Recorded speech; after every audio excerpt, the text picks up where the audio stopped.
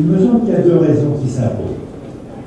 La première, c'est que le changement, la révolution, a levé le blocage et a donné à votre pays une ouverture sur le monde et une capacité à se faire entendre qui est nouvelle. La Tunisie s'était sûrement progressivement enfermée dans un certain isolement. Aujourd'hui, cet isolement est rompu.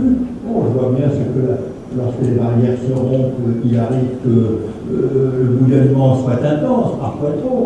Enfin, peu importe, cette ouverture fait que votre pays peut s'interroger de façon légitime sur ce qu'il va faire demain dans le monde pour défendre ses intérêts et ses valeurs.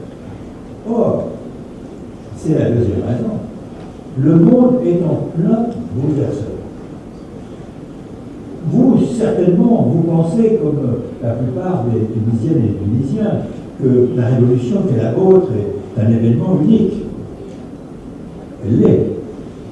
Et vous devez être conscient qu'elle s'insère dans ce qui est une vraie révolution mondiale, qui est en. Peut-être vous pensez que c'est une révolution du monde arabe. Peut-être vous vous interrogez sur le point de savoir si ce n'est pas le monde musulman qui est en mouvement. Non, mesdames et messieurs, c'est le monde entier qui est en mouvement. Et sous l'influence de facteurs, de moteurs de cette transformation qui sont visibles. Le premier de ces moteurs, c'est la révolution de la technologie de l'information, qui désormais fait qu'en quelques heures, on peut convoquer sur la place de la grande ville, de la capitale, que ce soit ici, ou au Caire, ou au Brésil aujourd'hui, on peut convoquer la population si elle a envie de bouger. Un tweet et tout est parti. Et cette révolution-là, c'est un événement énorme. Parce qu'il a correctif à apporter aux orientations de notre diplomatie ne peuvent nous faire oublier nos acquis, ni les amitiés tissées par l'histoire. L'Europe nous est proche par la géographie. Notre histoire moderne s'est faite d'échanges culturels, scientifiques, linguistiques et commerciaux avec la rive nord de la Méditerranée. L'Union européenne est notre patrimoine, notre partenaire privilégié. 80% de nos échanges extérieurs se font avec l'Europe. Une colonie tunisienne, forte de plusieurs centaines de milliers de personnes, y résident. Des millions de touristes affluent chaque année dans notre pays, venant de tous les pays européens. Hélas, notre liste, une part importante de nos marchés extérieurs s'y trouve. Je voudrais ici rendre hommage à la perspicacité de M. Xavier Solana, qui, dans sa stratégie de sécurité européenne, définie en décembre 2003, faisait reposer la sécurité européenne sur deux piliers. Une Europe entourée à l'est et au sud par un chapelet de pays démocratiques et faire de la Méditerranée un espace. Le nombre de projets agricoles, et c'est là que je voulais dire, est passé de 5 en 87 à 1221 projets en 2011. Les investissements aussi dans le secteur industriel est passé à 2800 entreprises et la part de Lyon va à l'industrie, le secteur des services où il y a eu formation de 7720 projets par les Tunisiens de l'étranger. En 2011 seulement, il y a eu un investissement de presque 500 millions de dinars qui sont venus des Tunisiens de l'étranger. Ces 500 millions de dinars ont fait 48 000 postes d'emploi après la Révolution. Acteurs économiques locaux incontournables.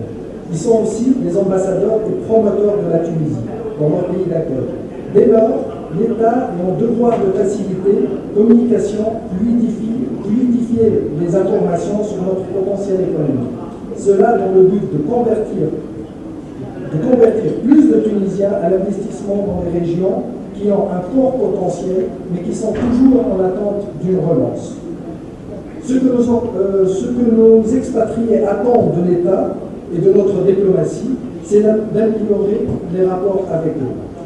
rappelant que nos compatriotes ne sont pas seulement une manne financière, ce sont aussi et surtout des citoyens fidèles à leur pays, même malgré la distance, et qui demandent que peu en fin de compte. Ils demandent une amélioration de l'accueil dans les consulats, dans les ambassades, ainsi que dans les aéroports et le port tunisien. Ils demandent une administration électronique pour leur éviter de faire des kilomètres pour des démarches administratives. Moi j'ai un exemple, par exemple, un expatrié de la ville de Fréjus, qui est à 80 km de Nice, doit aller non pas à Nice mais à Marseille, à 220 km, pour faire ses papiers et son passeport. Et ça, c'est par, je dirais, mal-organisation de notre diplomatie et de nos services consulaires. Il demande aussi un ordre fiscal qui profite à un Marocain pour rentrer chez lui à 50. Maintenant, pour conclure, il y a aussi et surtout la question constitutionnelle qui doit garantir l'égalité entre les nationaux et expatriés en assurant les TRE d'une représentation dans toutes les prochaines instances électives. Ce n'est pas encore gagné dans la Constitution, on espère l'avoir, parce qu'il est temps de considérer l'étranger comme une région administrative supplémentaire, la 25e région, et tenez-vous bien, ce sera la région la plus peuplée